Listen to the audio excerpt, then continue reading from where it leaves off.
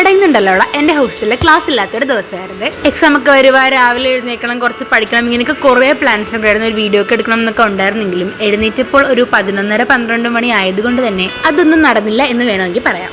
സത്യം പറയാലോ, ക്ലാസ് ഉള്ള ദിവസമാണെങ്കിൽ ഇല്ലാ ദിവസമാണെങ്കിലും ഒന്ന് കട്ടിലിൽ നിന്ന് പൊങ്ങാൻ തോന്നില്ല. വല്ല കാന്തോടുണ്ടോ എന്ന് എനിക്കറിയില്ല.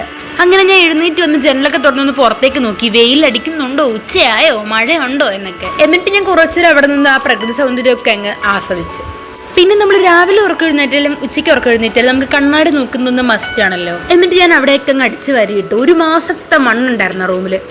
പിന്നുണ്ടല്ലോ, എനിക്കൊരു യൂട്യൂബർ ആവണം, എനിക്ക് സ്വന്തമായിട്ട് എന്തെങ്കിലും അച്ചീവ് ചെയ്യണമെന്ന് ഭയങ്കര ആഗ്രഹമായിരുന്നു. പക്ഷെ ഇപ്പോഴും കുറേ റിലേറ്റീവ്സ് ഒക്കെ നല്ല നെഗറ്റീവ്സ് ഒക്കെ പറയുന്നുണ്ട്. പക്ഷെ എനിക്കെന്തോ എന്നെ നല്ല വിശ്വാസമുണ്ട്. നമ്മൾ അത്ര ആഗ്രഹിച്ച് ഹാർഡ് വർക്ക് ചെയ്താൽ നടക്കാത്ത എന്തല്ലേ ഉള്ളത്. അതൊക്കെ കഴിഞ്ഞ് ഞാൻ എൻ്റെ ഒരാഴ്ച സമ്പാദ്യം പോയ തുണിയും കൊണ്ട് കഴുകാൻ വേണ്ടി അങ്ങോട്ട് പോവുകയാണ്. പോയ ഗ്യാപ്പിൽ ഞാൻ കുളിച്ചിട്ടും ഇറങ്ങി.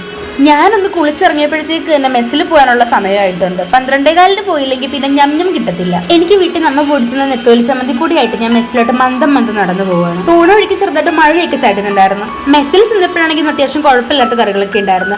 പപ്പടവും വെണ്ടയ്ക്ക കൊണ്ട് എന്തോ കറിയും ക്യാബേജ് ചോറുണ്ടായിരുന്നു. പിന്നെ രസം ഉണ്ടായിരുന്നു. ഇവിടുത്തെ രസം എനിക്ക് ഭയങ്കര ഇഷ്ടം, രസം മാത്രം. എന്നിട്ട് ഞാൻ വീട്ടിൽ നിന്ന് കൊണ്ടുവന്ന നെത്തോലി ചമ്മന്തി എല്ലാം കൂടെ കുട്ടി ഞാൻ നന്നായി കഴിച്ചു.